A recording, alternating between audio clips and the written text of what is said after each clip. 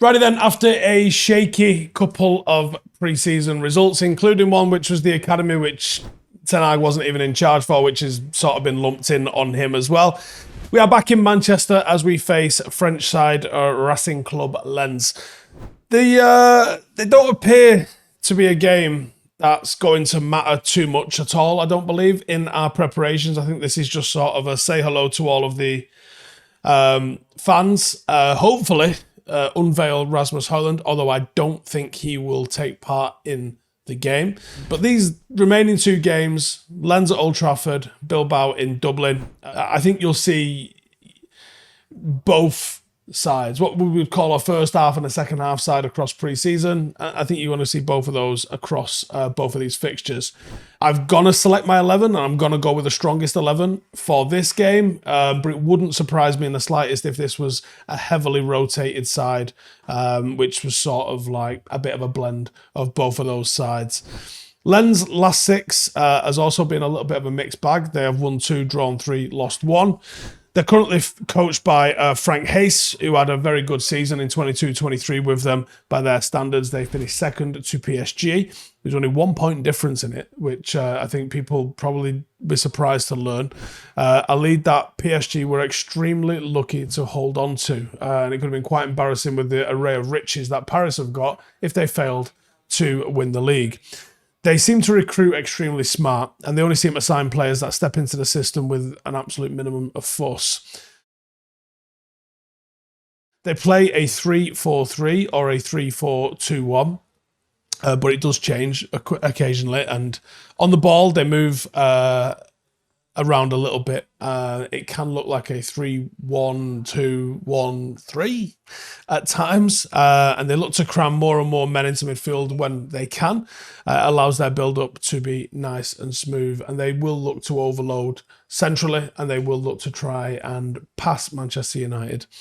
They have wing-backs, and the wing-backs are extremely key for how Lens play, and they are given license to cause chaos and raid and get forward. They use a defensive midfielder to play passes that are going to try and unlock those extra men. So you probably see a lot of passes going into the 6 or into a defensive midfielder, and then he'll look to try and push it out to the wing-backs, who will be using the space in behind wingers and wide men to sort of find themselves unmarked. So it's an interesting setup when you do it like this, because what will happen is if you go in a 4-3-3 or a 4-2-3-1, the responsibility of marking the fullbacks is going to fall to your wingers, and you can often find your wingers pinned back by trying to track those fullbacks, wingbacks, so they don't get +1 and they don't overload your own fullbacks. The smart thing to do in this circumstance is maybe use your 2 6s to offer up a little bit of doubling up and drag the number 10 back. And that can allow you to keep your wingers high. And if you can keep your wingers high against the back 3, you're going 1v1. That's going to make them start to think about leaving somebody else back as well, and maybe not raiding their own fullbacks quite as high. So it's a little bit of a game of chess when you come up against a 3-4-3 in a 4-3-3 formation. And it's all about how do you mitigate and manage the extra man that they're going to have in certain areas. And can you be brave, leave your wingers forward, and then exploit that on the counter-attack. Defensively, out of possession, they are very flexible, and their attack has not really been improved at the expense of their defence. They look pretty settled in defence. They've got good shape, they've got good structure to them, and they don't really apply an intense press. They seem to sit in a bit of a mid-block. So the defensive line won't sit back all the way in their own box. They'll try and clear their own box and leave a little bit of space for the sweeper to keep the keeper to sweep up into. But they'll also go nice and compact. So they won't leave men high. They will sit right across the middle and create a block that's going to look to try and tie up your men, and also try and play a little bit of offside as well. They can be beaten. They've done well to keep top teams out previously in their past results, but they've shown that they also concede when they get overloaded themselves. Starting 11, I think, will probably be something along these lines. And star man, I think he's going to be Frank Haise. So he is one of their creative wingers. He plays left wing back and occasionally even slots into midfield as well. Really adaptable. He's good for chance creation, and he is their playmaker. He's got good crossing, and they will look for him to probably be the final ball quite often. He is also all action, and he contributes in a big way to the defence, as well as with goals and assists. So, big player for them.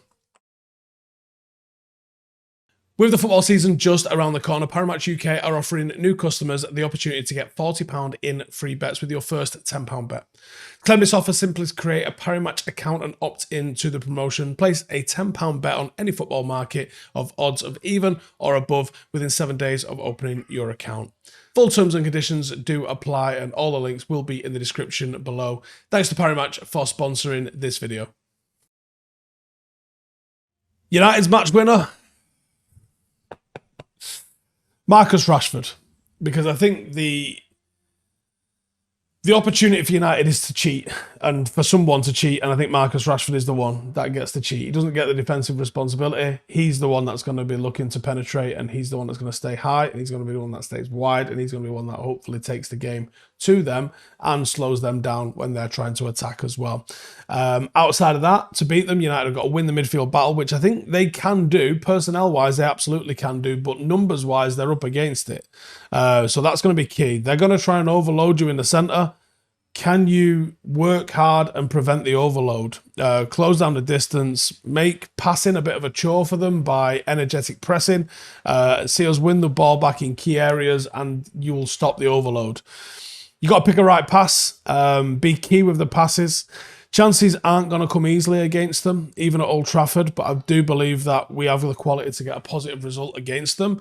I think Onana or Koval would be perfect in this game. I think playing out from the keeper will lay the foundation for the in-possession performance that we're going to need to be able to beat them. And then play the game at our pace. Once this United side gets up to speed, once this United side starts really playing with that 1-2 touch rhythm, they look irresistible. And people will read a lot into the performances in the last 3 games without really drilling down into the performances in those last 3 games. And I think there's been moments in those games where we've looked absolutely irresistible. And I think there's an opportunity for us to do the same sort of thing here against Lens.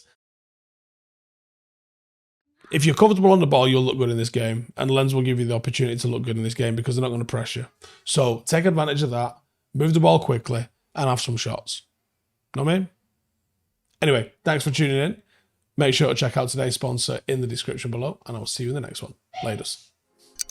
Hey, thank you for watching the video. If you are new around these parts, then don't forget to subscribe. My channel is proudly supported by my community on Patreon.